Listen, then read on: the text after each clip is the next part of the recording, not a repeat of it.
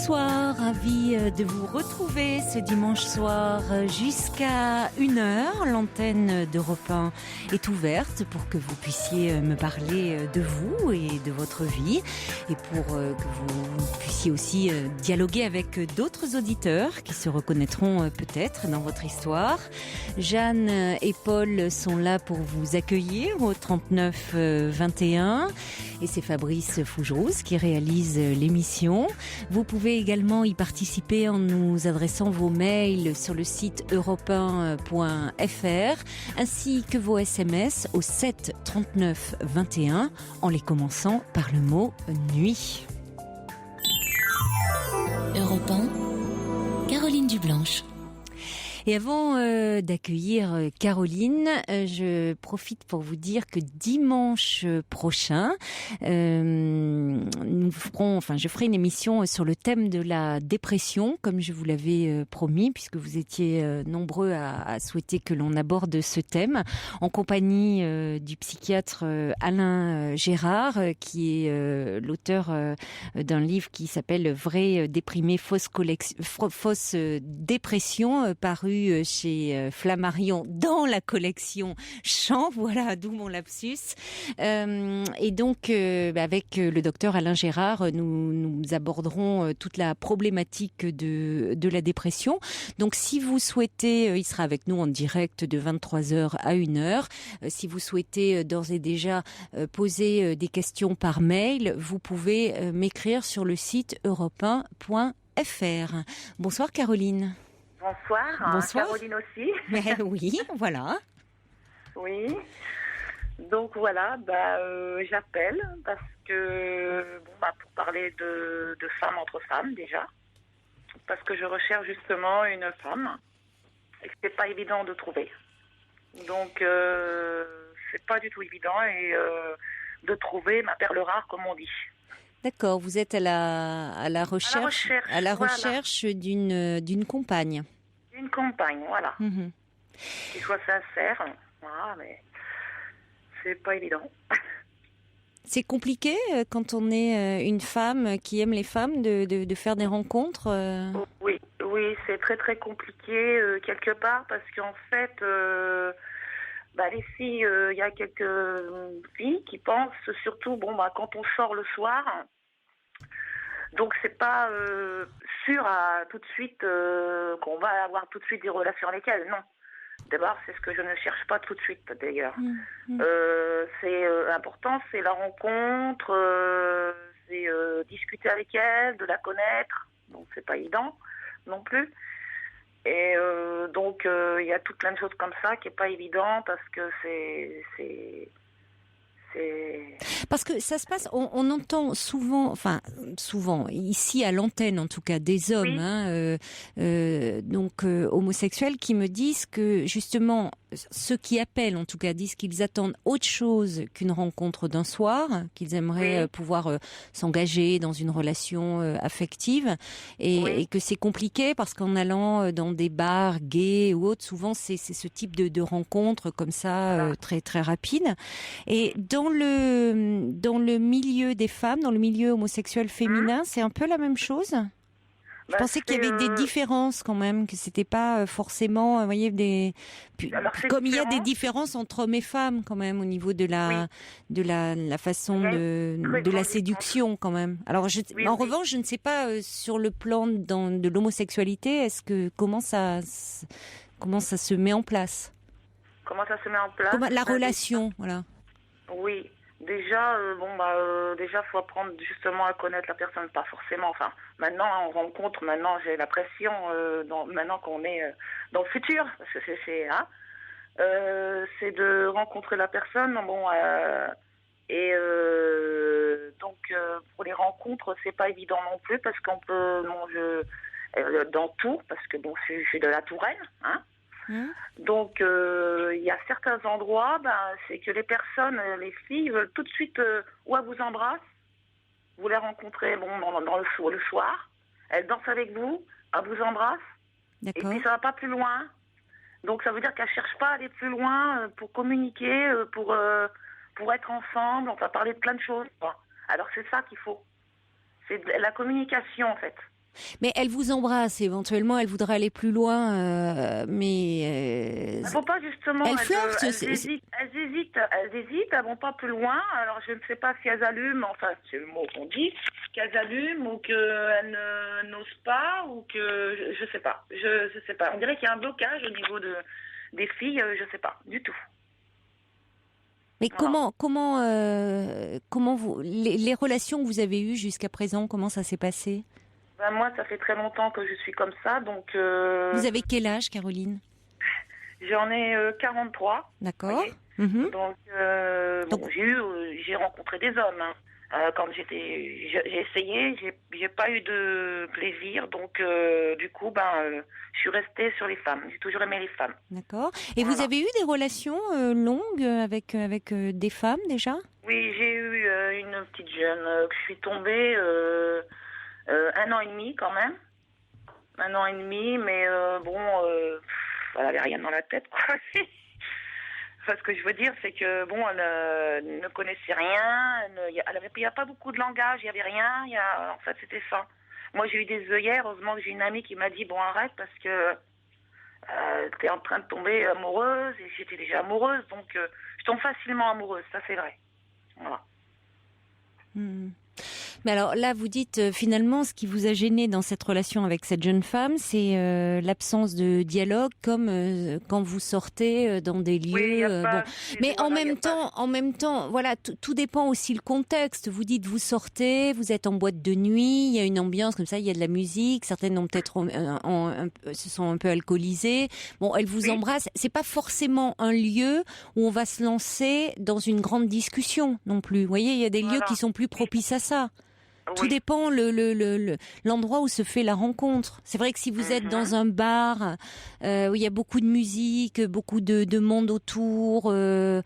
une boîte de nuit, enfin c'est pas là où on va se mettre à parler beaucoup. Exactement. La dernière fois, c'est justement il n'y a pas longtemps que ça s'est passé. Ça, c'était vraiment dans un bar de nuit qui fêtait son anniversaire et c'était homo, hein, homo garçon. J'avais un ami que je connais bien et une amie stripteaseuse et stripteaseur qui sont venus justement faire une soirée dans ce contexte, dans l'homosexualité. Donc il a fait son show, tout ça, et moi pendant ce temps-là, je dansais, voilà, et puis c'est comme ça que j'ai rencontré ces jeunes filles qui n'ont pas été, comment dire, elles n'ont pas laissé leur numéro de téléphone. Je leur ai demandé, pourtant elles n'ont pas laissé le numéro de téléphone, truc comme ça, donc je sais pas. Oui, mais parce que c'est des rencontres sur l'instant, un moment de séduction, un moment, voilà, elle voulait pas davantage. Voilà. Donc Mais qu'est-ce que vous attendez, vous, une relation stable? oui, une Et comment relation. vous y prenez? Donc, je Quelle vais vous démarche faites-vous? Parce que Oui, voilà, alors c'est pas facile de rencontrer quelqu'un en plus qui nous non. correspond, qui nous plaît. Bon, Non, pourtant je sors beaucoup en discothèque, mais que je vais vous expliquer, j'ai une amie, que ça fait 18 ans qu'on se connaît en tant que amie, comme ma sœur, et elle m'emmène en voiture, hein. Donc bien sûr j'ai pas de moyen de transport, donc il y a ça qui me bloque énormément, parce que en fait elle quand elle veut aller à un endroit, je suis obligée de la suivre, vous voyez? Je suis obligée tout le temps de la suivre, ou alors lui dire non, puis elle va faire la tête, ou comme ça. J'ai l'impression qu'elle pense toujours à elle. mais pourquoi vous êtes obligé de la suivre? Enfin, je suis pas obligée, mais bon, pour sortir en discothèque, Hmm, aller en soirée, le samedi, je sors beaucoup avec elle. hmm. Donc c'est pour ça que puis elle m'emmène faire des courses, des trucs comme ça. Donc voilà. Hmm. Oh, mais elle m'a toujours aidée au niveau des courses, trucs comme ça. Donc en fait, je la suis et puis bon, elle m'emmène faire mes courses, hein. Mais sinon, quand on sort, elle me dit tiens, tu viens avec moi, sinon on va faire la tête. Mais est-ce que vous avez d'autres possibilités de rencontre que la discothèque? Enfin, est-ce que vous... Justement, à Tours, Parce je que ne connais pas. semble-t-il, c'est pas vraiment le meilleur. Enfin, bon, là le meilleur. À Tours, voilà, il manque d'endroits. Oui, oui, c'est pas comme Paris Vous où n'allez pas voilà. sur Internet? Ben ça m'est arrivé, mais je vais sur Internet. Écoutez, je vais sur Badoo. Donc voilà. Et c'est pareil, il y a des gens qui sont cachés derrière, on dirait des hommes, quoi. On n'ose plus y aller ou Oui, mais c'est pour ça qu'il faut les rencontrer. Il faut rencontrer dans ces cas-là. Ça sert à rien de dialoguer pendant ad vitam aeternam.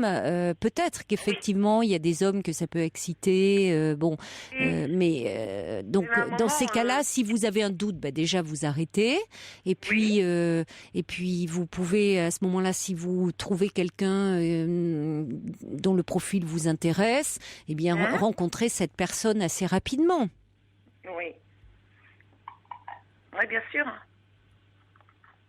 Puisque vous semblez vouloir un échange, prendre le temps de parler, parce que c'est pas la meilleure. Enfin, je dis pas qu'on peut pas rencontrer quelqu'un, un très bel amour en boîte de nuit, pourquoi pas, hein, et que ça démarre sur un mode assez érotique, c'est possible aussi. Mais à ce moment-là, commencer à ce moment-là, s'il n'y a pas d'endroit un peu fait pour vous, il y a quand même Internet qui peut vous permettre de vous rapprocher des gens et pourtant, d'avoir. J'étais à la Gay Pride. Ouais. J'étais à la Gay Pride. Oui. À Tours. Oui. Mais j'ai une amie qui est justement lesbienne, et qui recherche aussi, mais elle a du mal à trouver. C'est ce qu'elle me disait, elle a du mal aussi à trouver. Bon, on a toutes les deux, on va pas ensemble. En fait, on est très amis, ça, voilà. D'accord. Et les associations ? Les associations, normalement, il doit y avoir des associations si elles organisent une Gay Pride. Donc vous pourriez peut-être vous rapprocher d'associations parce que c'est un endroit où il y a des gens qui militent déjà en faveur de la cause gay et lesbienne. Donc vous pourriez là vraiment avoir un échange sur le fond. Et vous sentir déjà un peu moins, peut-être un peu moins marginalisé, un peu moins isolé. Oui, oui. Et ça serait peut-être moins superficiel que les rencontres que vous faites en discothèque. Ouais. Oui. Et ça vous permettrait de vous créer un peu un réseau, déjà de toute façon amical. Et puis pourquoi pas, après, dans ce réseau amical, de vous rapprocher de quelqu'un. C'est possible aussi. Mais les associations peuvent permettre de vous sentir peut-être un peu moins seul finalement, parce que vous vous sentez un peu marginal, j'ai l'impression. C'est compliqué parfois hein, dans des villes comme ça de province encore de vivre ces différences. Pourtant, donc ça vaut la peine, je pense, hein, de vous rapprocher d'associations. Exactement, oui. Voilà, c'est une piste à explorer. C'est une piste à explorer. Exactement. D'accord, Caroline ? Oui. Voilà. Bon, mais écoutez, alors bonne chance. Merci beaucoup. Hein. Au revoir, Caroline. Merci beaucoup pour tout. Au revoir. Merci, Caroline aussi. Merci. Bonsoir, Kelly. Bonsoir. Bonsoir. Merci de me recevoir. Je vous en prie. Voilà, donc je vous appelle parce que vous m'entendez bien là ? Oui, très bien. Pourquoi vous ne m'entendez pas bien ? Si, je vous entends bien, mais je voulais être sûre qu'il y avait une bonne réception. Voilà, en fait, je suis une personne veuve qu'on appelle précoce, c'est-à-dire j'ai perdu mon mari il y a de cela bientôt 4 ans, j'avais 38 ans. Et on s'est déjà parlé, Caroline, il y a 1 an à peu près, j'avais appelé pour réagir à un témoignage. Et en fait, il y a à peu près 4 ou 5 mois, j'ai rencontré un monsieur. Oui. Donc, avec qui j'ai vécu une histoire. Et donc, cette histoire a démarré un petit peu assez lentement, je dois reconnaître, assez lentement. Et puis, au bout d'1 mois et demi, je trouvais que ça n'allait pas assez vite. En même temps, j'étais peut-être un peu trop impatiente, je ne sais pas, enfin, bref. Et donc, j'ai mis fin à la relation en expliquant à ce monsieur que j'avais besoin d'être... que j'avais un sentiment d'insécurité qui ne m'avait pas quittée depuis la disparition de mon mari et que j'avais besoin de me sentir aimée, protégée. Et il faut savoir que avant la disparition, il y a eu 3 ans et demi de maladie. Donc, 3 ans et demi où je me suis investie, où je me suis occupée que de lui. Oui. Et avec beaucoup d'amour, évidemment, puisque j'étais très amoureuse de mon mari. Et j'ai donc mis fin à cette relation. Et je ne sais pas comment, on a fini par se recontacter et par continuer en fait cette histoire au bout de quelques jours. Et quand et vous en lui fait, avez parlé de tout ça en disant que vous non. vouliez arrêter, finalement vous avez repris le contact. Vous avez renoué. Après, il a renoué avec moi, il a repris contact avec moi, donc je me suis dit peut-être que ça l'a fait réfléchir et que peut-être il s'est dit qu'effectivement, pourquoi pas essayer, quoi. Donc j'ai laissé la relation s'installer. Et plus la relation s'installait, plus je constatais des points communs très troublants avec le début de mon histoire avec mon mari. Cette distance, et puis cette distance qui mettait entre nous, et parce qu'au début, mon mari, au début de ma relation, il était assez distant, il avait presque peur de l'engagement. Et donc j'ai fait le parallèle. J'ai pas cessé de faire le parallèle, ses attitudes. Et puis mes amis autour de moi me disaient mais tu vois pas qu'il veut pas de toi. Je dis mais arrêtez, parce que mon mari était comme ça au début, et c'est pas pour ça que voilà. Et on a fini par se marier et on a eu une belle vie finalement. Et finalement j'ai écouté ma tête. J'ai laissé un peu de côté mon cœur, et j'ai écouté ma tête, et j'ai mis fin à la relation hier. Et aujourd'hui, on a eu une explication au téléphone. Et en fait, je me demandais, ma question elle est très simple, comment se fait-il que j'ai pu faire un transfert de ma relation avec un homme avec qui j'ai vécu pendant presque 15 ans, et un monsieur que je connais depuis à peine 5 mois, et je me dis que il y a 5 mois, je vivais très bien sans lui, et voilà. Donc, je voudrais savoir si c'est normal ou pas. Oui, parce que vous savez, des transferts, on en fait tous dans la vie, et là,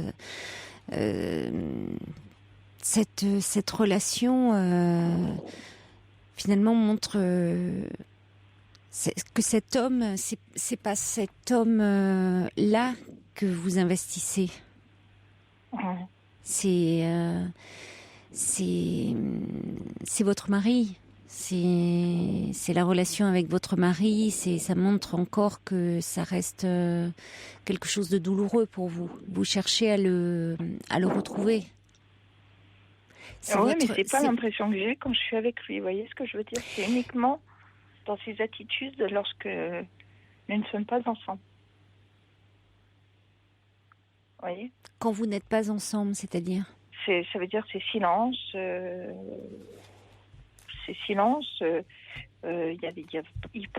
ne donne pas signe de vie pendant 2-3 jours. C'était typiquement le comportement de mon mari. Mais en même temps, ce qu'il ne faut pas oublier, c'est qu'à l'époque, il n'y avait pas le portable. À l'époque, il n'y avait pas les SMS, il n'y avait pas... je suis une vieille personne de 42 ans, donc oui, effectivement. on n'avait pas tous ces moyens systèmes, tous ces moyens de communication qu'on a aujourd'hui. Et effectivement, et là, un silence beaucoup plus long que d'habitude a entraîné une angoisse. Et du coup, une insécurité. Voilà, et je me suis sentie obligée de mettre fin à l'histoire. Il a sauté sur l'occasion, quoi. Il m'a dit OK.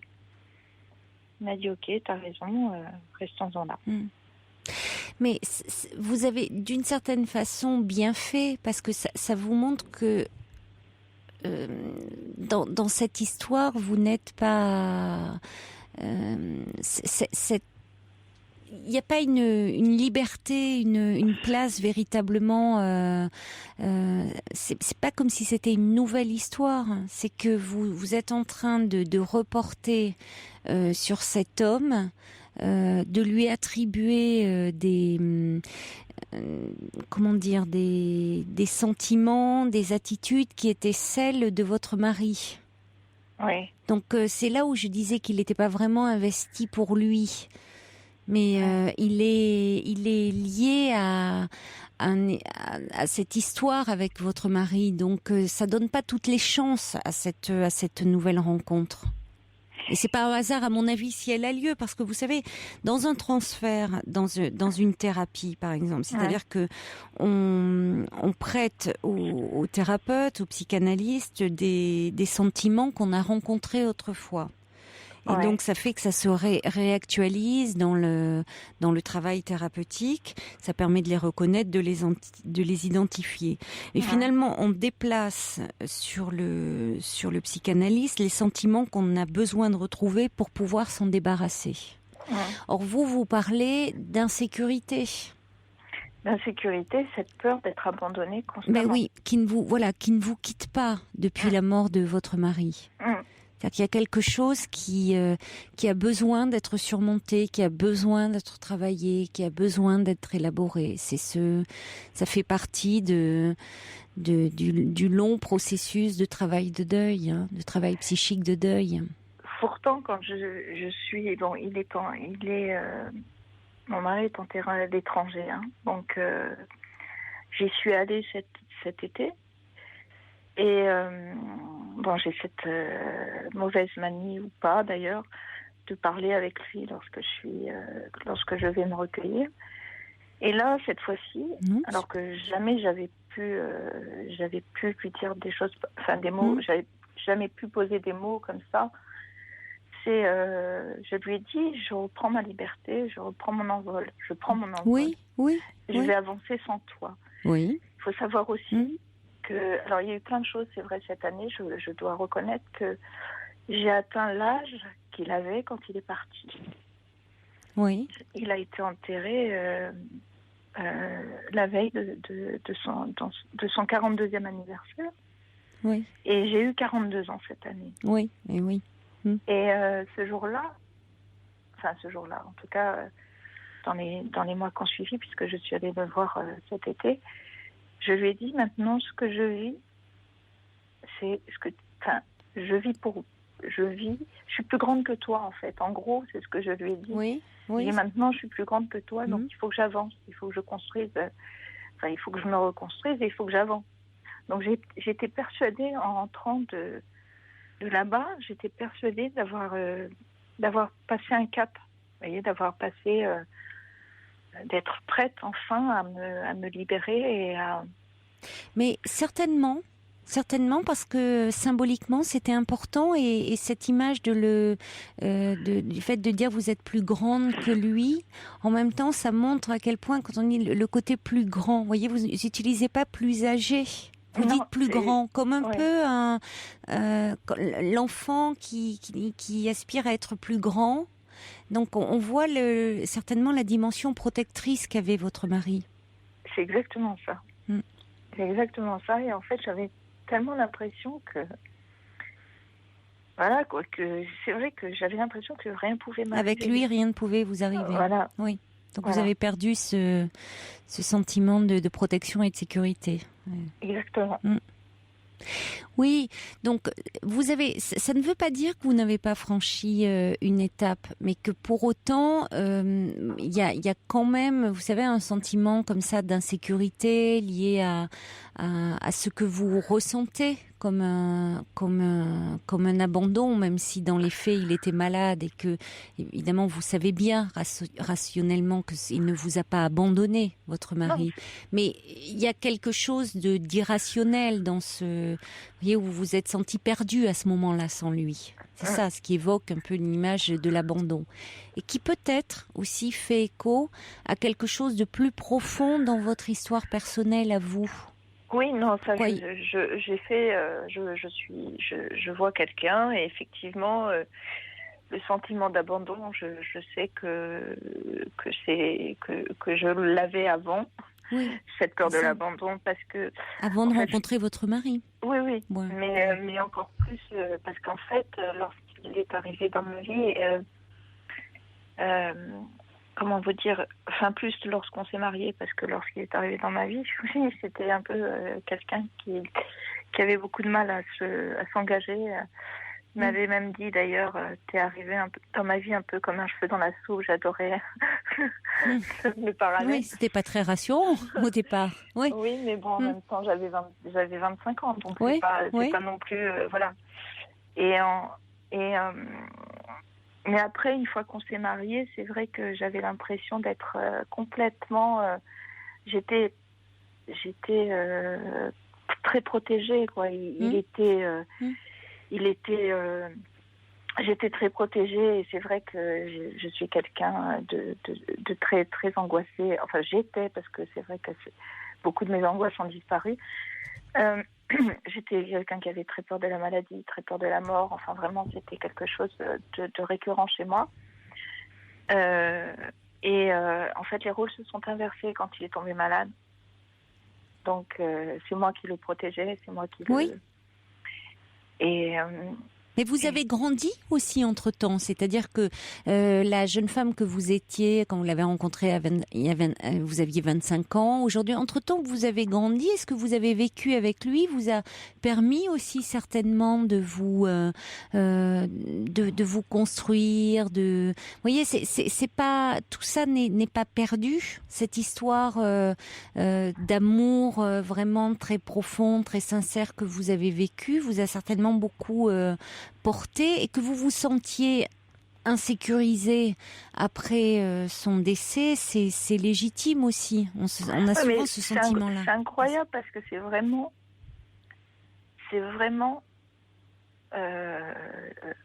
tant qu'il était là, tant qu'il était en vie, même dans ces dernières heures, il ne pouvait rien m'arriver.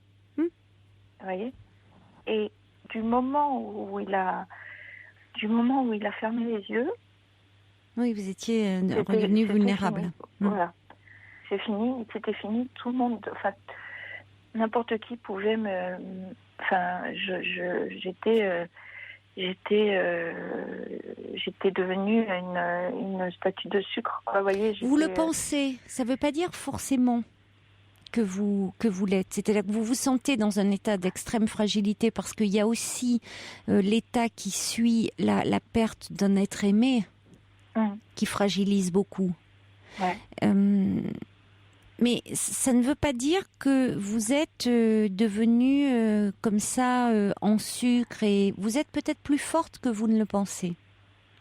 Parce que vous pouvez mettre fin à une histoire en vous rendant compte que finalement vous êtes dans quelque chose d'un transfert où vous faites trop référence encore à votre mari. Et en même temps, vous avez été capable de vous lancer dans une nouvelle, dans une aventure quand même. Ce qui montre qu'il y a quelque chose qui s'est débloqué. Vous voyez, quand vous disiez que vous avez eu le sentiment de franchir un cap, oui, véritablement, vous avez franchi un cap. Parce qu'en même temps, vous avez pu aller vers quelqu'un et vous avez pu connaître à nouveau un état amoureux. Ce qui n'est pas rien après cette histoire d'amour que vous avez vécue, après ce deuil. Mais maintenant, forcément, c'est cette histoire d'amour-là qui est extrêmement marquante. Vous l'avez rencontré, vous étiez une jeune femme, vous avez passé toutes ces années auprès de lui. C'est encore très récent, votre deuil. Donc, ça reste votre élément de référence. Pourquoi tout le monde me dit que maintenant, voilà, ça fait 4 ans, il est temps que tu passes à autre chose. Vous voyez, c'est pour ça. Alors, tout le monde... Vous me dites que c'est récent. Oui, mais en même temps, oui, c'est récent. Tout le monde pense que c'est pas que ça y est, 4 ans, ça y est, maintenant il est temps d'avancer, quoi.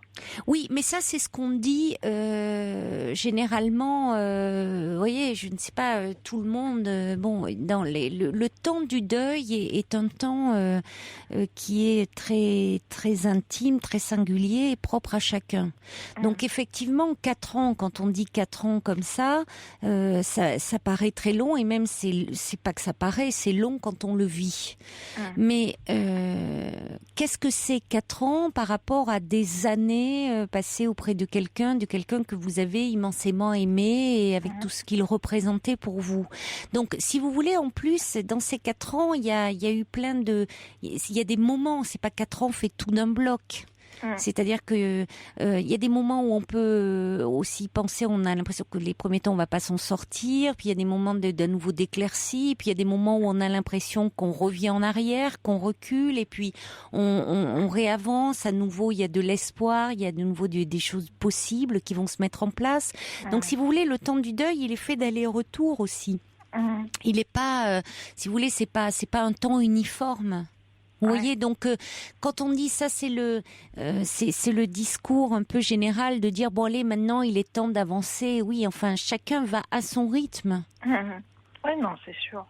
Donc c'est pas, si vous voulez, déjà le fait d'avoir pu à nouveau être dans un état amoureux, aller vers quelqu'un d'autre, c'est déjà un grand pas en avant. Alors évidemment, cet autre homme, vous ne pouvez pas vous empêcher de faire la comparaison avec votre mari. Il y avait des choses qui vous marquaient et ça vous trouble au point de vous gêner.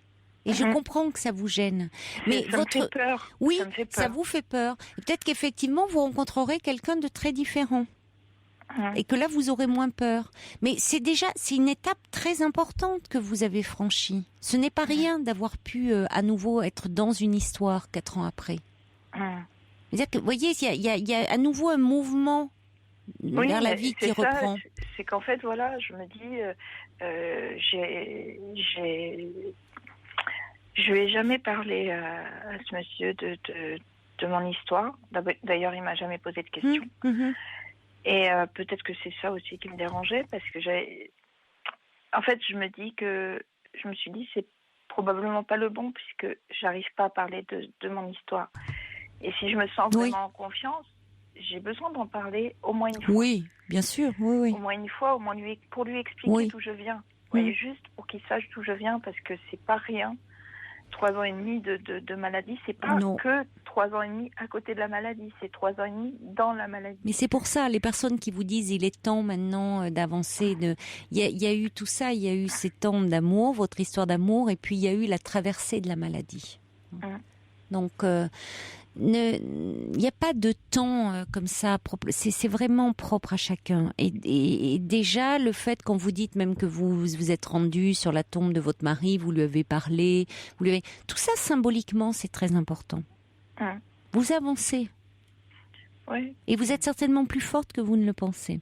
Non, je pense que je suis, effectivement, j'ai des moments où des moments où je pourrais tout casser, je pense. Mais il y a d'autres moments où je vis bien, où j'arrive à... Oui, c'est inévitable.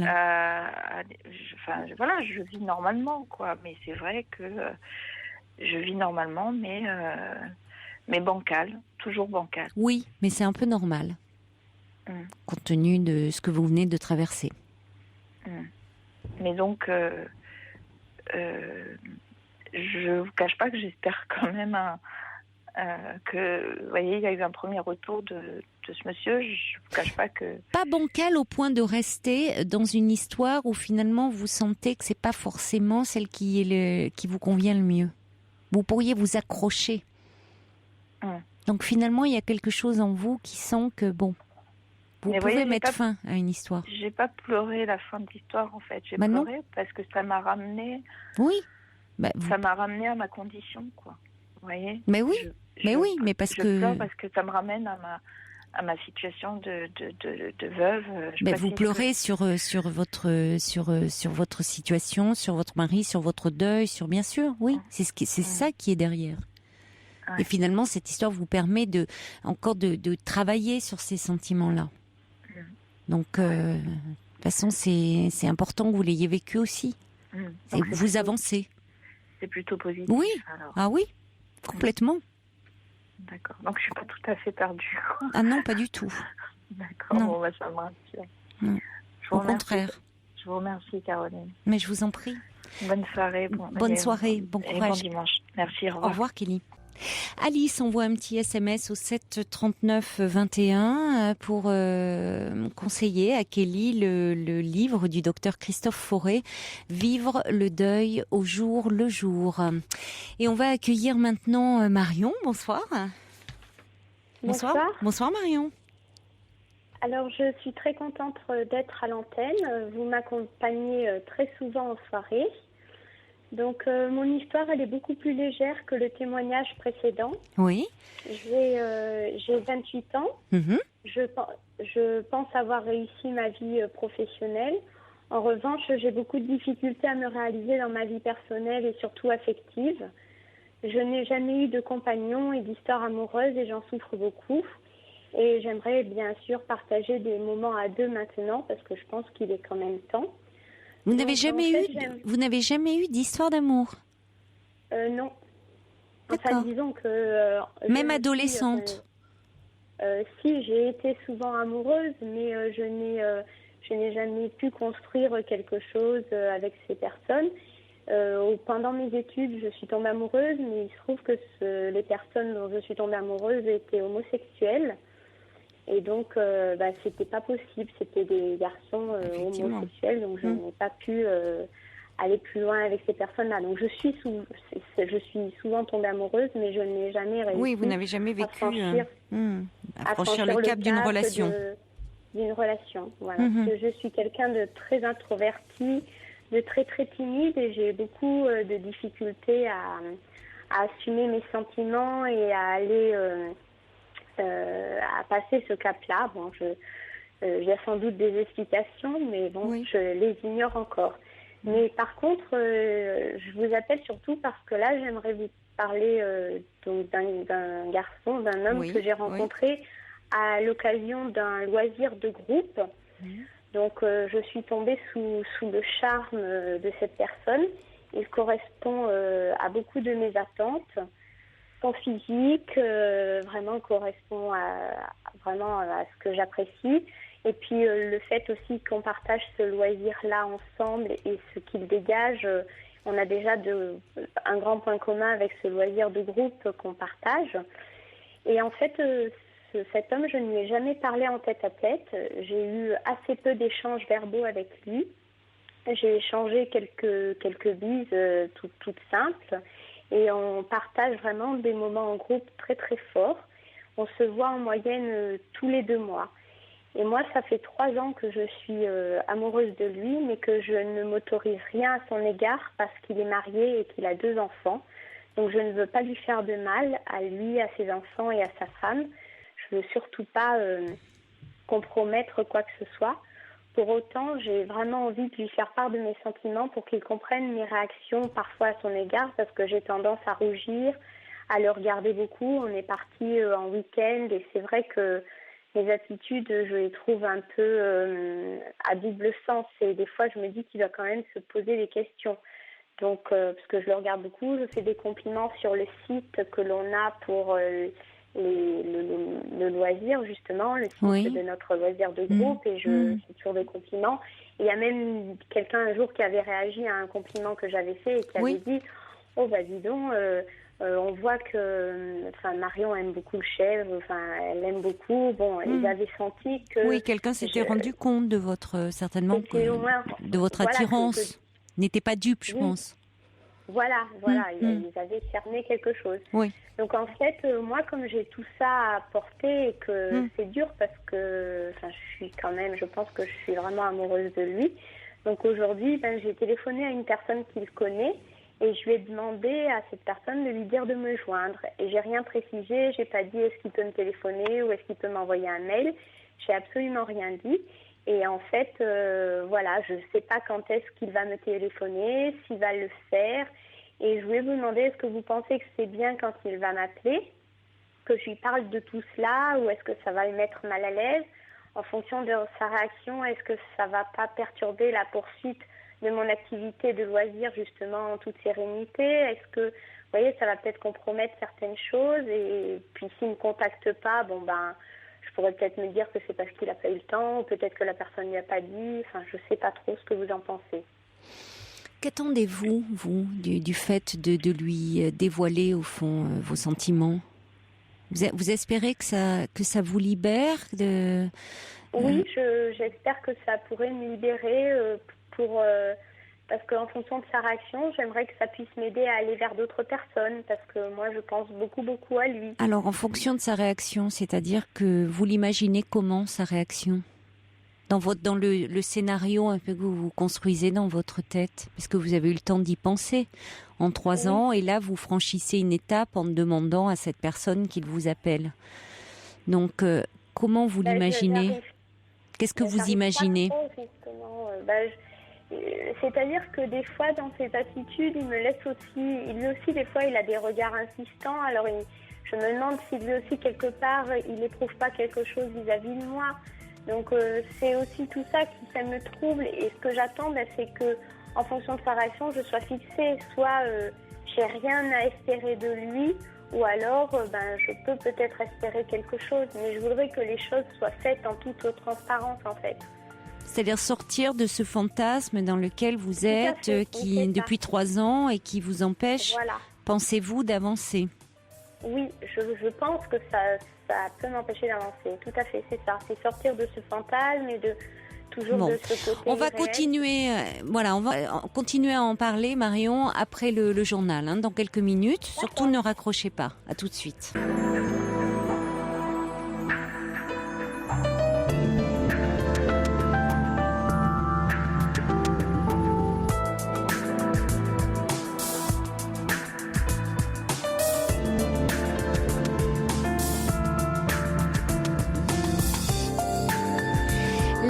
Se poursuit sur Europe 1 avec vos appels au 39 21 pour nous parler de vous. Et si vous voulez réagir à un témoignage, vous pouvez à tout moment nous rejoindre à ce numéro jusqu'à 1h. Vous pouvez également le faire par SMS au 7 39 21 en commençant par le mot nuit, ou par mail sur le site europe1.fr. Nous sommes en compagnie de Marion. Alors Marion, vous avez 28 ans, dans un groupe où vous pratiquez un loisir, il y a un homme qui vous plaît beaucoup. Cet homme, est marié, a des enfants, et c'est un peu le problème, c'est-à-dire que vous êtes souvent dans des histoires d'amour impossibles, puisque soit vous tombez amoureuse d'hommes qui sont homosexuels. Là, c'est un homme marié, et ce qui fait qu'à 28 ans, vous n'avez encore jamais vécu véritablement de relation amoureuse. Alors là, vous décidez de vous lancer en demandant à une personne du groupe de demander à cet homme de vous appeler, parce que vous n'avez pas son numéro de téléphone, vous, j'imagine, directement. Vous ne vous êtes jamais parlé. Fait, c'est bien ça. Oui. Et vous me demandez si le fait de lui parler, dévoiler vos sentiments est une bonne chose. Oui. Alors, comme vous me posez la question, je vais vous répondre très directement. Je pense pas que ça soit que ça vous aide à avancer.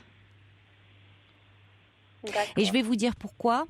Parce que cet homme, à mon avis, c'est pas un hasard si vous jetez encore votre dévolu sur quelqu'un où l'histoire risquerait d'être, je vais pas dire impossible, mais très compliquée. Oui. Donc, c'est vous dites finalement que vous aimeriez sortir un peu du côté irréel. C'est le mot que vous avez utilisé. Oui. Or, jusqu'à présent, vos histoires d'amour, vous les avez vécues seules dans votre imaginaire. Parce que les hommes que vous avez aimés étaient impossibles. Impossibles parce que soit leur orientation faisait qu'ils aimaient des hommes, donc effectivement vous n'aviez à ce moment-là aucune place, vous, en tant que femme, enfin en tout cas pas la place que vous auriez aimé prendre, celle de petite amie.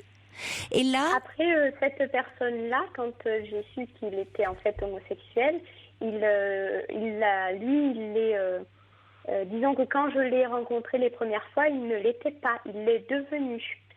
En fait, je ne sais pas comment vous expliquer, mais quand il ne l'était pas officiellement, voilà. Il m'a très bien fait comprendre qu'il l'était après. Voilà, après, je préfère cette réponse. Parce que c'est rare qu'on devienne comme ça, si vous voulez. C'est-à-dire que peut-être officiellement, voilà. Mais c'est quand même troublant de voir que c'est comme si vous aviez un radar qui vous attirait vers des situations, vers des hommes qui sont impossibles. Oui, et c'est-à-dire faire en sorte qu'il n'y ait pas d'histoire. D'une certaine façon, comme si votre inconscient faisait en sorte qu'il n'y ait pas d'histoire, que ça puisse jamais se vivre dans la réalité. Voyez, c'est là où il y a lieu de chercher. C'est-à-dire qu'au fond, vous pouvez fantasmer à loisir, vivre tous les scénarios possibles et inimaginables dans votre esprit, mais rien dans la réalité. Vous vous protégez de quoi ? Parce que vous l'avez dit, vous avez du mal à passer ce cap-là. Vous m'avez dit, il y a sans doute des raisons, mais je les ignore. C'est quoi ce cap-là ? C'est-à-dire être dans la réalité et être dans une intimité. Oui. Il y a quelque chose dans cette intimité-là, avec un autre, avec un homme qui vous fait peur. Ah oui, c'est sûr. Oui. Donc, en jetant votre dévolu sur des hommes impossibles, finalement, vous faites en sorte que dans la réalité, il ne se passe rien. Complètement. Et en fait, pourquoi tout d'un coup j'ai aussi pris un petit peu cette accélération ? Oui. C'est parce qu'hier, il y a une fille qui m'a dit qu'il avait des problèmes en ce moment de couple. Et donc, elle savait pas s'il allait se séparer ou pas de sa femme, mais que comme, en fait, le loisir lui prend énormément de temps, eh bien, visiblement, ça se passait pas très bien dans sa vie de couple. Et alors, du coup, c'est là que tout d'un coup, je me suis dit, oulala, j'ai peut-être quelque chose à saisir, si c'est vrai ce qu'elle m'a dit, mais je pense qu'elle n'aurait pas eu intérêt à me dire ça. Si ça avait été faux, elle m'en aurait sans doute pas parlé. Voilà, alors du coup, c'est ça aussi qui a rajouté un peu de trouble, parce que je me suis dit, et si c'était vrai, s'il a réellement des problèmes, j'ose pas non plus aller le perturber. Vous comprenez, c'est ça qui m'a fait accélérer. Mais parce que moi, je pense, oui, ça vous fait accélérer, mais ça vous fait accélérer pour aller droit dans le mur. Parce que je pense que dans ces cas-là, comme vous le dites, de toute façon, s'il a des problèmes actuellement dans son couple, vous ne savez pas pour quelle raison, et puis il arrive que dans un couple, qu'un couple traverse des difficultés sans pour autant qu'ils en viennent à se séparer. Peut-être parce qu'effectivement, quand il y en a un qui a une passion, un loisir qui prend trop de temps, l'autre peut en prendre ombrage. Mais en tout cas, récupérer quelqu'un qui est dans des problèmes de couple et tout, oui, vous êtes face à un couple. Il n'est pas disponible, cet homme. Mais vous, en plus, ce que vous souhaitez faire, c'est lui dévoiler au téléphone vos sentiments, alors que c'est un homme que vous côtoyez dans votre groupe de loisirs, et là, vous vous faites juste la bise, et vous n'arrivez pas à lui parler. Et tout d'un coup, au téléphone, là, vous allez lui déballer tout ce que vous avez sur le cœur. Or, c'est la meilleure façon, d'une certaine façon, de faire en sorte que ça ne marche pas. Et je pense que c'est pour ça d'ailleurs que vous dites, vous l'avez dit, au fond, si je le disais, si je déballais tout ce que j'ai, enfin si je me dévoilais, ça me permettrait d'avancer, de passer à autre chose. Donc vous voyez bien que même consciemment, vous savez que c'est une façon de vous saborder par rapport à lui. Parce que quand on veut vraiment être dans une démarche, dans la séduction, on n'y va pas comme ça tout d'un coup. Ça fait 3 ans que vous vous côtoyez, donc que vous pouvez l'approcher de façon plus insidieuse, un peu prendre le pouls, voir ce qu'il en est, voir si un peu il y a déjà un peu une réciprocité ou pas. Or là, non, c'est tout d'un coup, ça y est, je me jette à l'eau. Et vous ne savez pas du tout, lui, de son côté, ce qu'il en est, quitte à ce que ça vous mette, vous, en péril par rapport à cette activité à laquelle vous semblez beaucoup tenir, et pas uniquement parce qu'il est là. Donc après, vous risquez d'être mal à l'aise si si c'est pas réciproque, si, vous voyez. Donc ça va vous mettre dans une situation très en porte-à-faux. C'est pour ça que je pense pas que ça soit la bonne solution. Mais qu'en revanche, il vaudrait mieux réfléchir pour que vous avanciez et réfléchir, je pense, mais vraiment dans le cadre, avec l'aide vraiment d'un professionnel, d'un thérapeute, qu'est-ce qui fait qu'il y ait un tel blocage dans votre vie ? Pourquoi vous vous retrouvez toujours dans des situations impossibles ? Parce que, à mon avis, c'est pas le fruit du hasard, Marion. Et vous le savez. Et oui. Oui, complètement. Or, maintenant, c'est qu'il y a... et le problème, c'est que à force de... Vous voyez, pour le moment, vous risquez d'en avoir une certaine frustration et d'en prendre un coup moralement, au niveau de l'image que vous avez de vous-même, de dire finalement, oui, je suis toujours dans des situations d'échec, ça va pas sur le plan amoureux. Pourquoi ? Alors, il y a lieu de vous questionner, mais parce que vous allez dans des situations où d'emblée, vous savez que c'est pas possible. Oui. Et vous protégez, mais il faut comprendre pourquoi. Oui. Après, la première fois que je l'avais rencontré, pour moi, il était, je suis tout de suite tombée sous le charme. Et la première chose que j'ai faite, c'est que j'ai regardé s'il était marié ou pas. Mais à ce moment-là, il ne l'était pas. Mais après, une semaine après, j'ai vu qu'il avait une compagne et j'ai vu que sa compagne était enceinte. Bon, et ça fait 3 ans que vous fantasmez sur cet homme ? Oui. Ah, d'accord. Donc vous voyez, que vous ayez un petit coup de cœur pour cet homme, la première. Et puis après, vous voyez qu'il est marié, que sa compagne est enceinte. Vous vous dites vaut peut-être mieux que je passe mon chemin. Mais non, vous vous accrochez pendant 3 ans. Donc vous vous accrochez, et c'est une façon de passer à côté de vous, de votre vie. Pendant ce temps-là, le temps passe, Marion, et il se passe rien. Oui. Donc il est grand temps de vivre votre vie affective, pas seulement dans vos rêves, mais dans la réalité. Oui. Et pour ça, comprendre pourquoi l'intimité avec un homme vous fait si peur. Parce qu'il y a des raisons à ça. La façon peut-être, l'éducation que vous avez reçue, la façon dont on vous a parlé de l'amour, l'image que vous avez du couple, les images que vous avez autour de la sexualité, il y a beaucoup de choses à comprendre. Oui. Plutôt que de vous fixer comme ça en vous disant mais au départ il n'était pas homosexuel, au départ il n'était pas marié, oui mais il n'empêche qu'au final vous contentez pour le moment de vivre dans vos rêves. Et la vie réelle est souvent bien plus belle. Donc il est grand temps de vivre bien dans le réel. Oui. Elle vous attend la vie, elle vous tend les bras, il faut la saisir là, d'accord ? Vous êtes toute jeune, il faut y aller là. Oui, il faut y aller, oui. Donc allez en parler, comme vous le faites avec moi, mais plus longuement, Marion. D'accord ? D'accord. Vous avez raison, il faut parler, mais pas à cet homme. Non, mais du coup, s'il rappelle, vous pouvez. Oh, mais je peux trouver d'autres prétextes. Oh, je n'en doute pas. Je n'en doute pas que vous trouverez autre chose. Oui, mais en revanche, oui, vous avez raison. Il faut parler, vous, de ce qui bloque. D'accord ? D'accord. Merci beaucoup. Au revoir, Marion.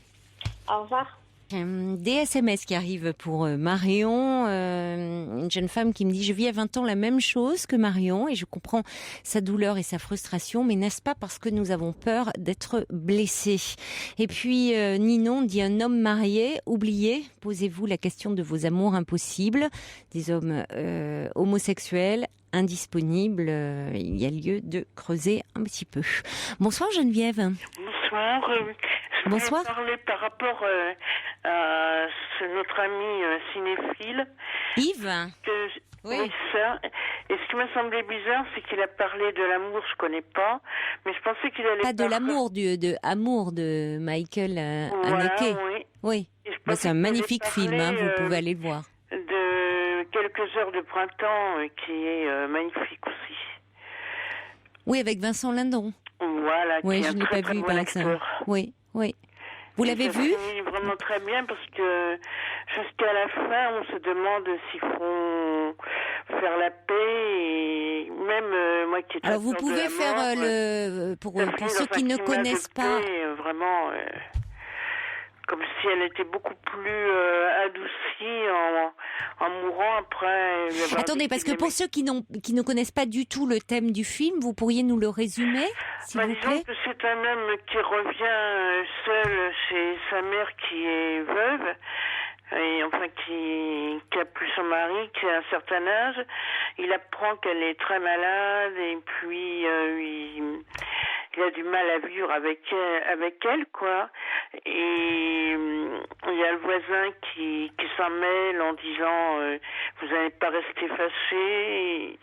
Il tombe sur les papiers, il voit qu'elle a une maladie très grave. Je sais plus si c'est le cancer ou quoi, mais enfin une maladie inguérissable. Et elle dit je n'ai pas décidé ma vie, je décide ma mort. Et donc il y a un couple qui vient de Suisse, une association pour l'aider à mourir, et son fils vient avec. Donc à la fin elle absorbe des médicaments et elle prend son fils dans ses bras. Ne dites pas la fin. Ne dites pas la fin, peut-être pour ceux qui n'ont pas vu le film, c'est toujours très frustrant de connaître la fin. Ça finit. Non, mais ne dites pas la fin, parce que c'est vrai que c'est toujours très frustrant pour quelqu'un. Quand on n'a pas vu le film, c'est comme un roman. Si vous nous donnez la fin, c'est un peu embêtant. C'est mon défaut, ça. Oui. Donc vous avez été touchée par ce film. Ah ben oui, parce que moi qui ai très peur de la mort, là je vois que... Puis c'est vraiment le suspense jusqu'au bout, quoi. Savoir s'il va aimer sa mère ou pas, quoi. C'est très très bien joué. Ben lui, c'est un remarquable acteur. Alors... Pour ça, j'étais étonnée que... parce que Yves, vous savez, est un grand cinéphile, mais il n'a peut-être pas encore vu ce film. Mais bon, vous pouvez aussi en parler. C'est vrai que on en a beaucoup parlé de ce film. C'est Vincent Lindon qui incarne le fils. Et la mère, qui incarne la mère? Alors, je sais pas, parce que moi, j'ai le programme là sous les yeux. C'est Hélène Vincent, voilà. Merci Jeanne. Hélène Vincent. Et Emmanuel Seigneur. Alors, je sais pas laquelle des deux. Hélène Vincent. Hélène Vincent, qui joue remarquablement bien aussi. Moi, j'aime beaucoup le cinéma, comme je suis toute seule. Par contre, j'étais voir après un autre film d'un autre style, tout à fait, qui vaut la peine pour ceux qui ont des soucis ou qui ont le cafard, Star 80, alors là... Ah oui, là c'est dans un autre registre, oui, là on s'amuse bien, on passe un bon moment. C'est-à-dire que moi ça m'a permis d'oublier mes soucis, et puis j'ai chanté dans la salle, quoi. Bon, c'est bien, si on sort de là comme ça avec de l'énergie, ça vous a permis de chanter. Bon, vous étiez de bonne humeur en sortant. Pas trop fort quand même, mais bon. Non, parce que si tout le monde chante à tue-tête, c'est un peu compliqué. Bon, merci Geneviève de nous avoir parlé de vos choix cinéma. Donc quelques heures de printemps et Star 80, dans deux registres vraiment très différents. Comment ? Dans deux registres très différents. Voilà. Oui. Merci beaucoup Geneviève. Voilà. Au revoir. Merci pour l'émission. C'est gentil, merci. Au revoir. Au revoir. Pour rejoindre Caroline Dublanche, appelez le 39 21, 34 centimes la minute. Bonsoir Nadia. Bonsoir. Bonsoir. C'est la première fois que je vous appelle.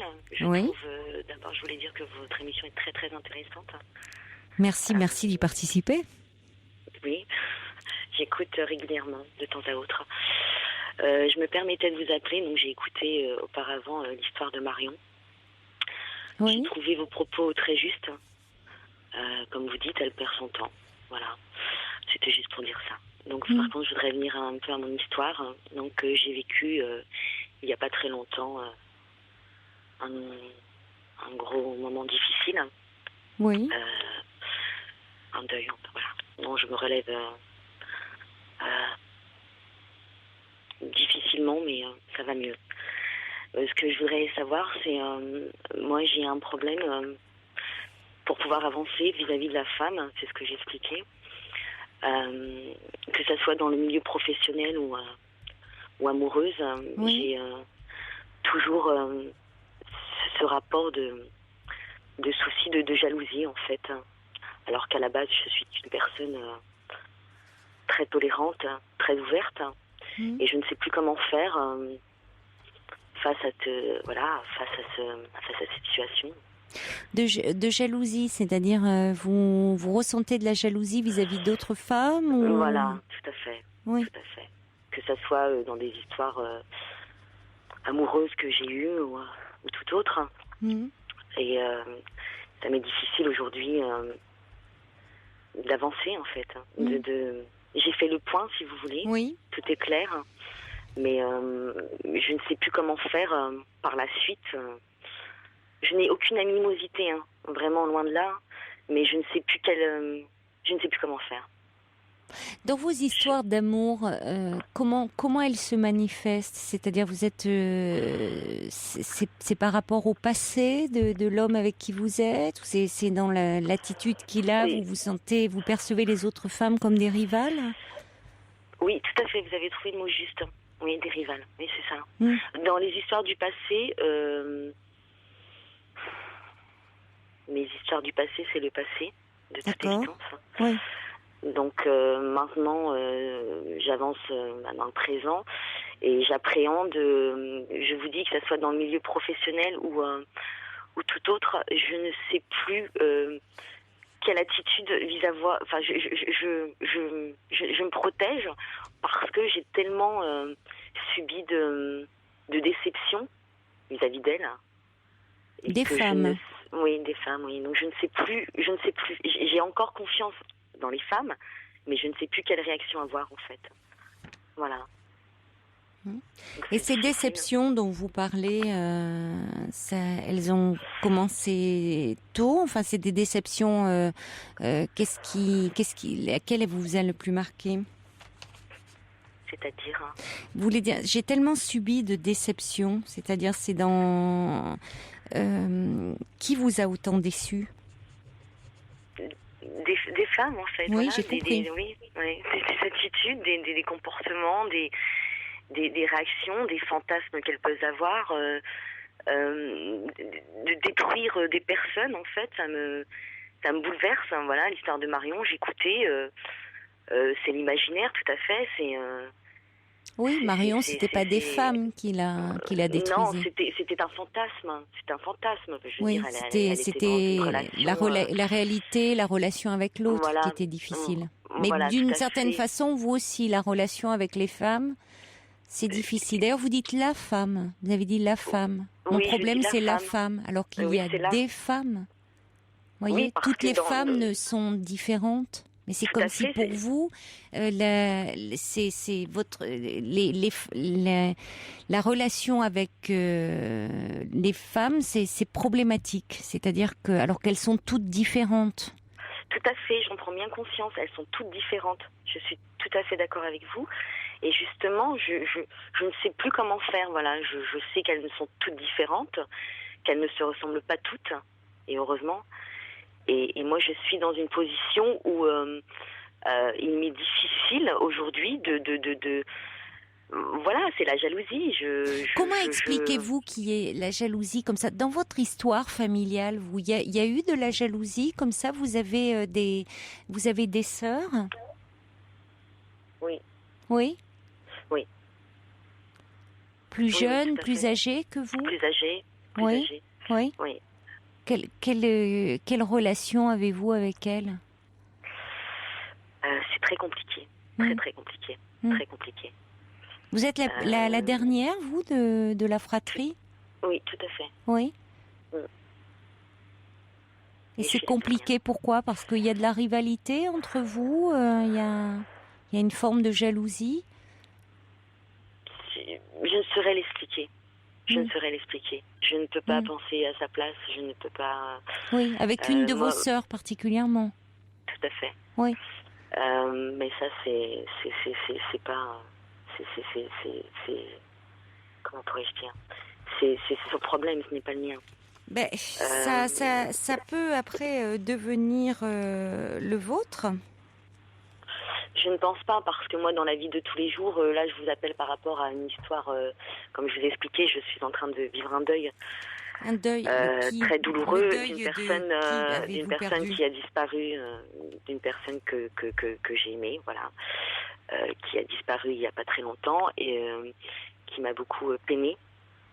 Et voilà, et suite à ceci, moi j'étais dans une position, cette personne, si vous voulez, elle vivait avec, comment pourrais-je dire, c'est difficile, hein. Cette personne vit avec une autre femme, forcément. Et moi, il s'est avéré que j'étais son ex. C'est des termes qui sont assez difficiles. Son ex, on va dire, oui. Et moi, je garde toujours de très bons rapports avec mes ex. Voilà. Donc, j'ai cette ouverture de même lorsque c'est fini, de garder une amitié, quelque chose de très profond. Et malheureusement, suite à son décès, je revois constamment cette personne. Nous habitons dans la même ville et aujourd'hui, il m'est très difficile de la croiser. Vous voyez ce que je veux dire? C'est pour ça que je vous appelle. Sa dernière compagne. Voilà. Donc ça m'est très difficile de la croiser, de vivre dans la même ville. Et vous n'étiez plus ensemble pourtant. Vous dites que c'était un ex, cet homme. C'était un ex. Mais de son vivant, quand vous croisiez cette femme, que ressentiez-vous? Ce que je ressentais, rien. Enfin, je discutais malgré tout avec cette personne qui est décédée. Mais quand vous croisiez aussi cette femme, oui. Quand cet homme que vous avez aimé était vivant, quand vous croisiez cette femme, que ressentiez-vous quand il était encore en vie? Et comment expliquez-vous que aujourd'hui ça soit tellement difficile de la croiser, elle, alors qu'il n'est plus? Parce que maintenant je m'aperçois qu'avec du recul et beaucoup de questions auxquelles j'ai pu répondre, ça m'est difficile, voilà, ça m'est très difficile c'est une personne qui a refait sa vie, voilà. Donc elle est probablement heureuse, certainement, et c'est ce que je n'accepte pas. Voilà, c'est très difficile pour moi, voyez-vous. Je suis dans une position... Est-ce que vous n'êtes pas heureuse? Maintenant, si, parce que j'ai fait un peu comment peux-je dire, j'ai enlevé tous les paramètres néfastes qui m'ont permis d'avancer. Mais si vous voulez, j'avance et je ne veux plus aller en arrière. Et le fait de la recroiser, ça me renvoie dans mon passé et dans ma douleur. Mais vous comprenez ce que je veux dire? Cet ex, quand vous êtes quitté, vous l'aviez quitté il y a combien de temps? Vous étiez quitté il y a combien de temps? Il y a très longtemps. Oui, parce que vous êtes affecté par sa disparition comme si c'était un homme avec qui vous étiez encore. Et la jalousie vis-à-vis de sa dernière compagne, il y a quelque chose de disproportionné, puisque dans les faits, vous n'étiez plus avec cet homme quand elle était avec lui. Tout à fait. Si je comprends bien, c'est elle qui vous a succédé. Voilà. D'accord. Voilà. Donc il y a ce côté-là. Voilà. C'est comme si vous étiez. Elle vous a remplacé entre guillemets. Voilà. On va dire ça comme ça. Je mets bien avec beaucoup de guillemets parce qu'aucune personne ne remplace une autre, puisque par définition chaque personne est unique. Tout à fait. Et toutes les relations sont différentes. Oui. Tout à fait. Bon. Et c'est pour cela, je vous dis, moi, pour avancer dans ma vie. Que ça soit de tous les jours, professionnel ou tout autre. Donc, en sachant que, comme je vous ai expliqué, malgré tout, lorsqu'il y a une séparation, je garde toujours un côté très affectueux, si vous voulez, malgré tout, parce que c'est une histoire. Maintenant, comment faire comprendre à une ex, c'est ce que j'essaye pour en arriver à cette... Comment lui faire comprendre quoi? C'est-à-dire lorsqu'on rencontre une autre personne qu'on a aimée et que il s'avère que la remplaçante, je reprends vos propos, est présente, pourquoi elle ne tolère pas son passé quelque part? Vous comprenez ce que je veux dire? Mais c'est elle qui ne le tolère pas ou là, en l'occurrence, c'est vous qui avez du mal avec son présent et le fait qu'une nouvelle personne vous ait remplacé. Ce qui est toujours assez difficile. Quelqu'un que l'on a profondément aimé, même si c'est nous qui prenons la décision de le quitter, il n'est jamais simple, si on a vraiment aimé cette personne, de savoir que il y a une nouvelle personne en lieu et place. Oui. Donc vous êtes en train de reporter les choses. Peut-être que cette femme sentait bien qu'il y avait vis-à-vis d'elle une certaine hostilité. Bon. Mais moi, ce que j'essaye de vous dire, Nadia, c'est que votre difficulté que vous évoquez relationnelle avec les femmes, elle s'enracine certainement très profondément. Et quand j'essayais de voir un peu dans votre histoire familiale, dans votre histoire personnelle, c'est que, si vous voulez, quand il y a des histoires de jalousie dans notre vie présente, souvent, ça fait écho à ce que l'on a vécu dans notre enfance, et parfois même dans notre toute petite enfance. D'accord, très bien, je vois. La jalousie, si vous voulez, ça peut renvoyer à tout ce qui a pu être vécu comme un abandon.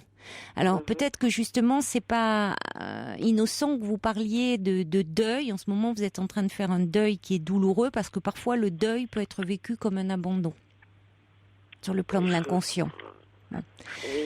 Un abandon pour le bébé qu'on a été. Ça ne veut pas dire qu'on a été un enfant abandonné. Hein. C'est-à-dire un manque d'attention, de soins maternels. Ça peut être la naissance mal vécue d'un frère ou d'une sœur. Alors vous êtes la dernière, mais il y a pu y avoir de la jalousie de votre sœur vis-à-vis de vous. Ou parce que les parents font trop de différences entre leurs enfants. Ou comparent les enfants entre eux. Donc ce qui crée des rivalités. Bon, donc ça peut plonger aussi ses racines dans des séparations qui pourtant jalonnent le trajet de tout enfant, mais c'est le sevrage, c'est l'entrée à l'école. Donc, si vous voulez, le présent, il est souvent peu en cause. C'est souvent quelque chose de l'histoire passée dans l'enfance qui est à l'origine de cette jalousie. Et en l'occurrence, où c'est le problème de jalousie dénote en fait qu'on manque terriblement aussi de confiance en soi, d'estime de soi. C'est-à-dire que la rivale, on va la parer parfois de toutes les qualités, parce que soit on ne se fait pas suffisamment confiance. Mais moi, j'ai entièrement confiance en moi. Vous voyez, j'ai énormément confiance en moi. Donc, comme je l'ai expliqué, j'ai fait toutes les étapes du deuil. Voilà, donc je suis arrivée... Mais il semblerait pas, hein. Alors, je vais vous dire quelque chose. C'est très difficile de vivre dans une ville en sachant que vous avez perdu quelqu'un que vous avez aimé et de voir cette personne très heureuse.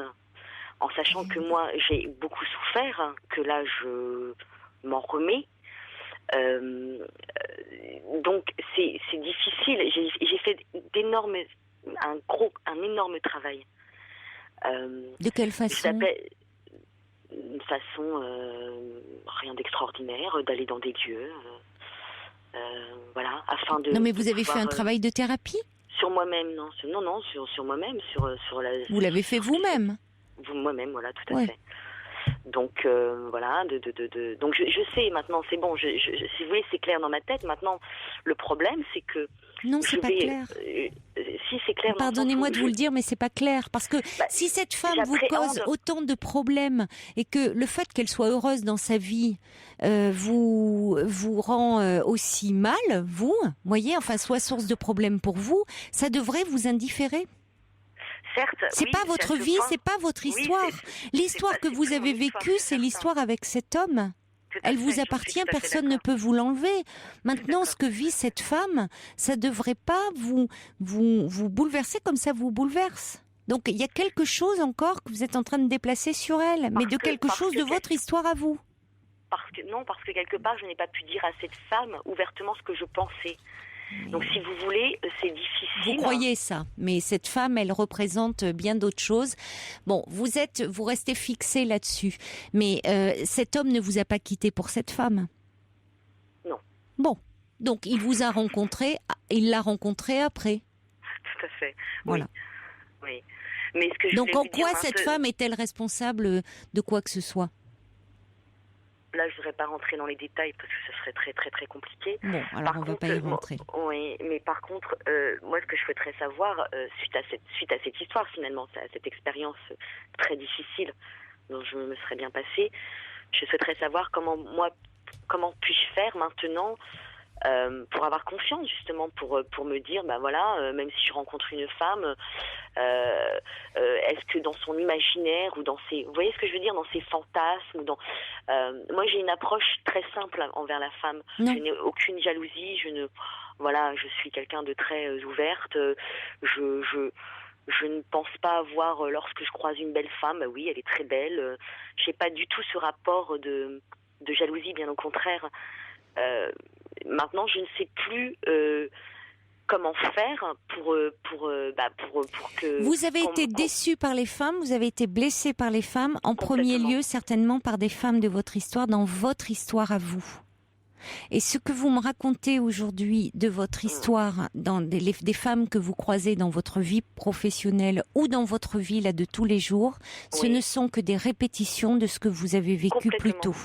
Donc il faudrait comprendre, dans votre histoire personnelle, en faisant un travail sur vous, dans la relation à votre mère, ou la personne qui en a tenu lieu, elle peut être décédée, mais à quel âge? Vous aviez quel âge?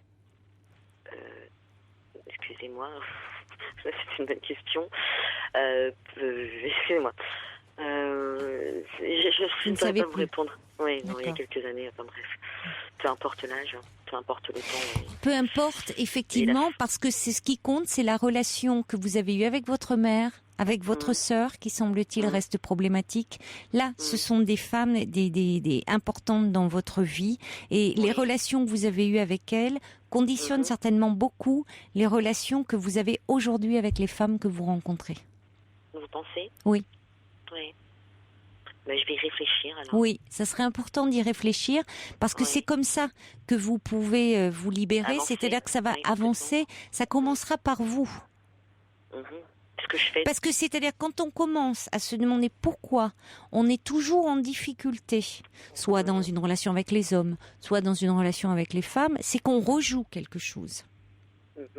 Et que finalement, on transfère des sentiments qu'on a vécus et que les femmes ont beau changer, on a toujours le même type de relation.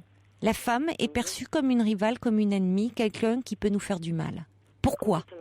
Pourquoi il y a eu une image première? Eh bien justement, la clé, la réponse, elle est dans votre histoire. Mais pas dans les femmes que vous rencontrez aujourd'hui, qui ne sont que finalement des femmes, vous leur attribuez certainement des sentiments qu'elles n'ont pas, mais que vous avez vécu, à un moment donné de votre vie.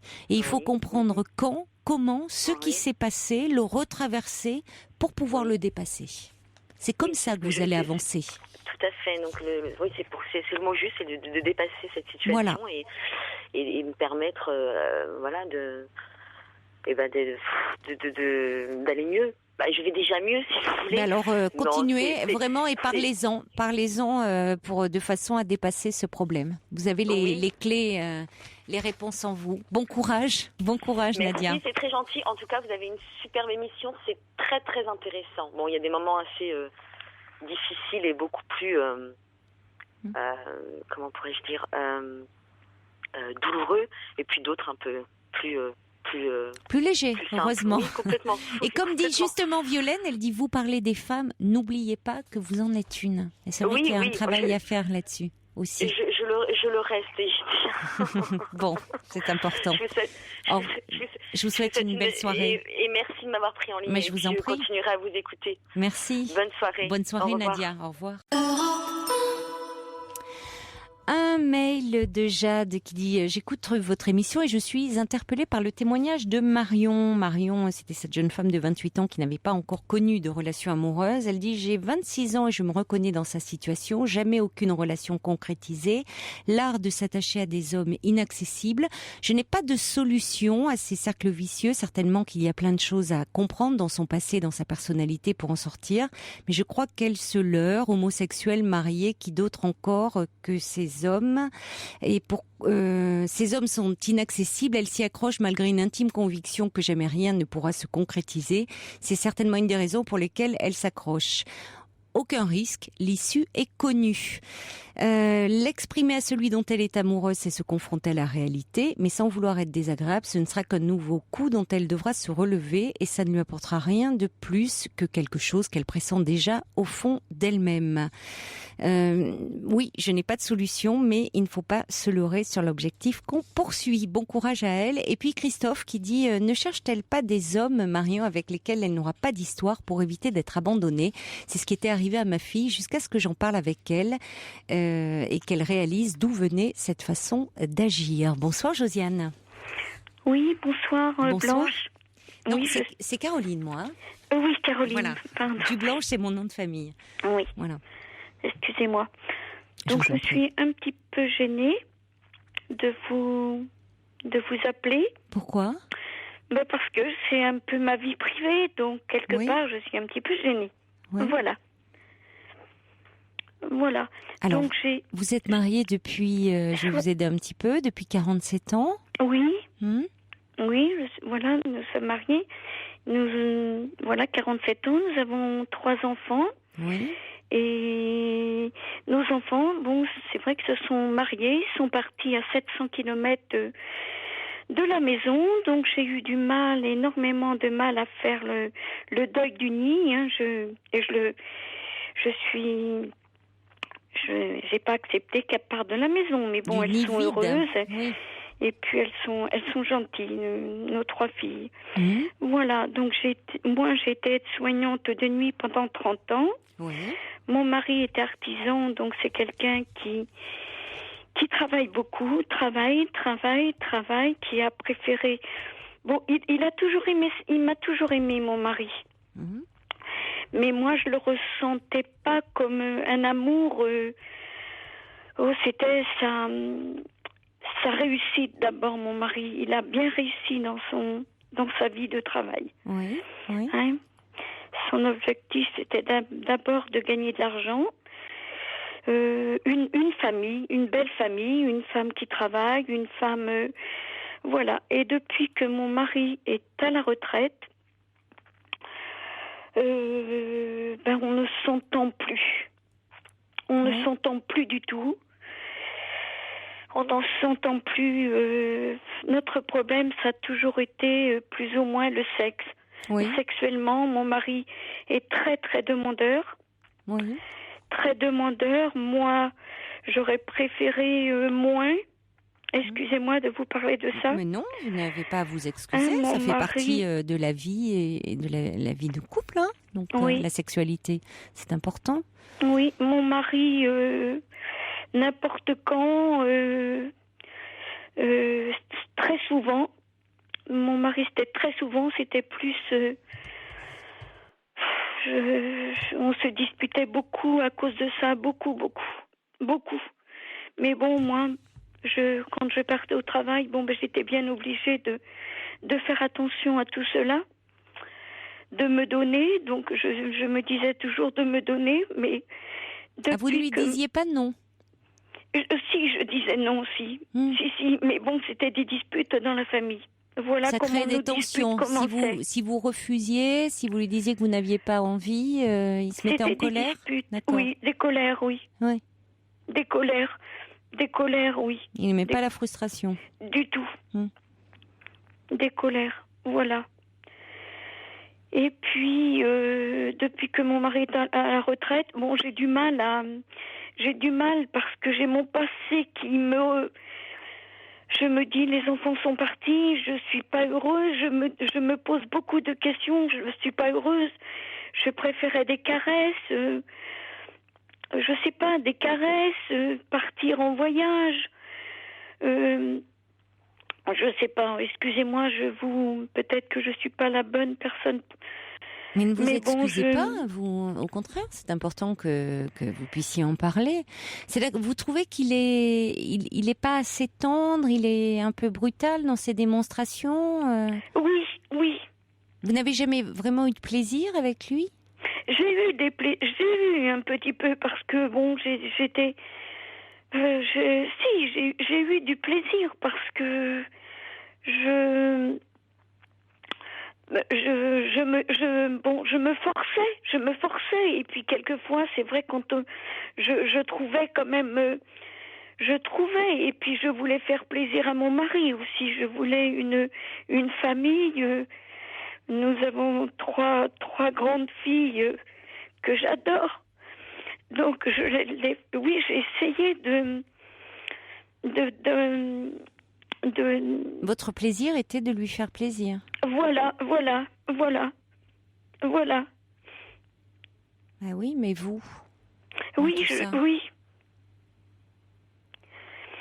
Mais bon, je souffre énormément parce que mon mari a tellement travaillé, c'était son chiffre d'affaires, donc nous avons 2 maisons. Nous avons une maison secondaire au bord de la mer, mais bon, mon mari